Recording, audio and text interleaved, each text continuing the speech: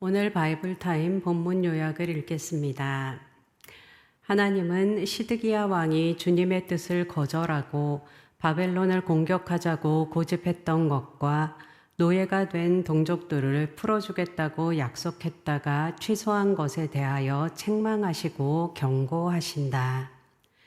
이 오늘 본문에서 첫 1절에서 7절의 말씀은 예루살렘이 바벨로니아 군대에 의해 포위된 직후를 시대적 배경으로 하고 있습니다.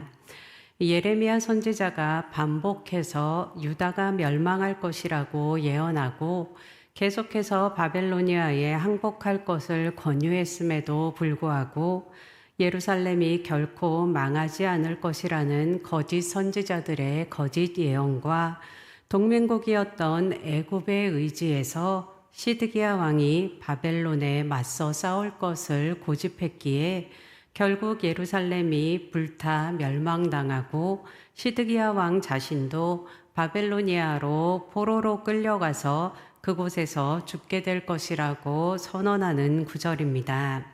그런데 4절에서 5절을 보면 비록 시드기야 왕이 포로로 잡혀가서 바벨로니아에서 죽음을 맞이하게 될 것이지만 그의 죽음은 칼에 맞아 처참하게 죽는 것이 아니라 평안 가운데 죽는 것이며 그의 죽음을 많은 사람들이 애도하게 될 것이라고 말합니다. 그런데 예레미야 38장을 보면 실제로 시드기야 왕은 사로잡히는 것 정도가 아니라 두 눈이 뽑히고 바벨로니아로 끌려가고 그와 함께 수많은 유다 백성들이 죽었다고 기록되어 있습니다. 또 예레미야 52장을 보면 시드기야 왕이 죽는 날까지 감옥에 갇혀 있다 죽었다고 합니다. 오늘 본문 4절에서 5절의 예언과는 달라 보입니다.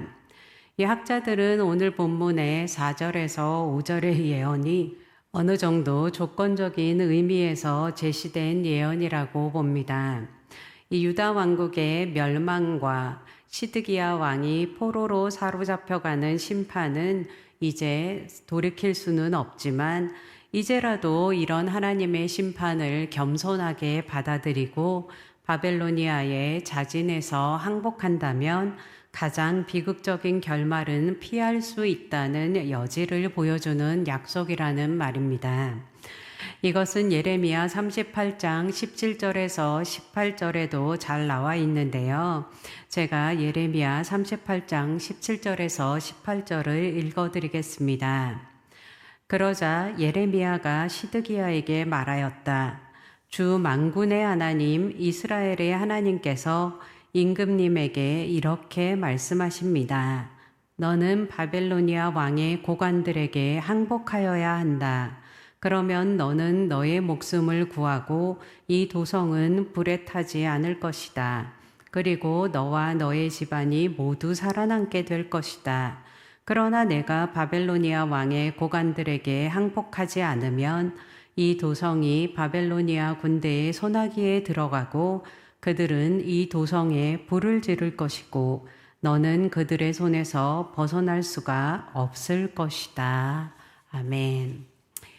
그럼에도 불구하고 시드기야 왕은 이 하나님의 심판 선언 그리고 그럼에도 불구한 은혜의 약속을 무시하고 계속해서 완악하게 자기 주장을 굽히지 않았습니다.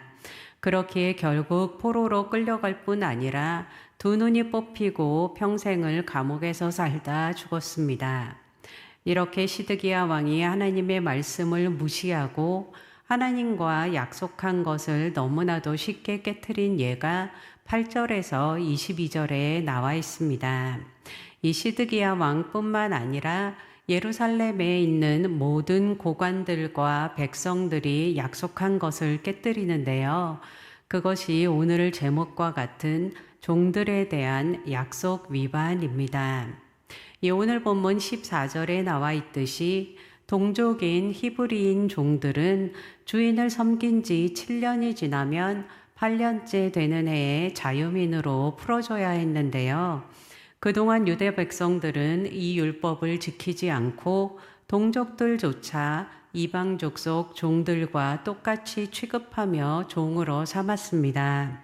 이것은 동족들을 가족으로 여기기보다 재산의 일부로 여기고 무엇보다 하나님의 율례를 어기고 자신의 이익만을 추구한 행위였습니다.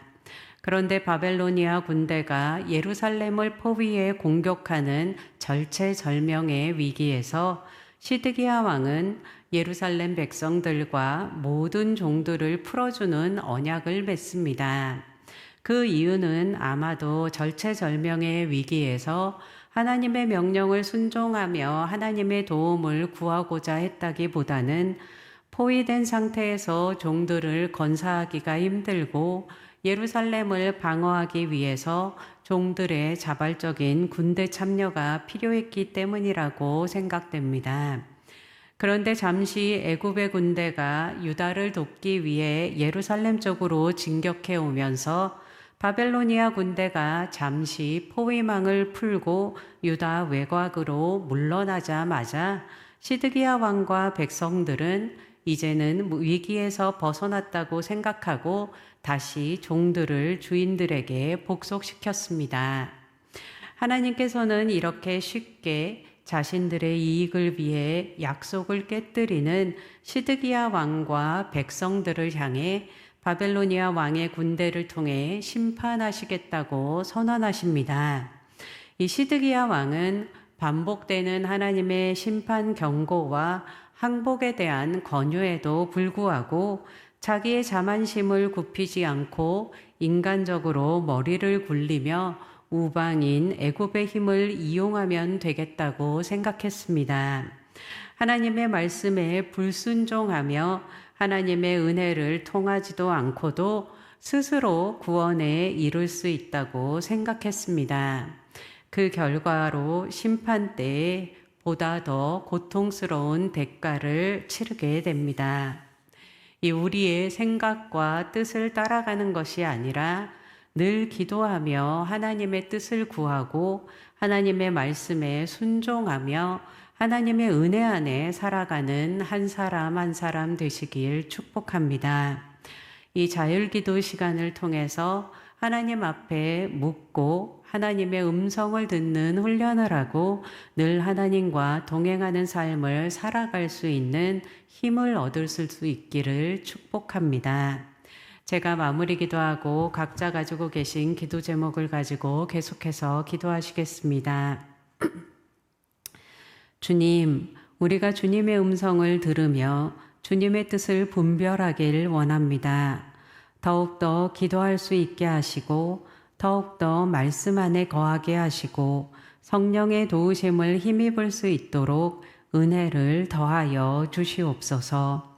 우리의 생각과 뜻이 아닌 우리의 생각과 뜻을 뛰어넘는 하나님의 뜻을 따라 살아가게 하여 주시옵소서. 이 시간 드려지는 기도 가운데 친히 인쳐주시고 하나님 아버지의 마음을 시원케 해드리는 기도가 드려지게 하옵소서. 예수님의 이름으로 기도했습니다. 아멘.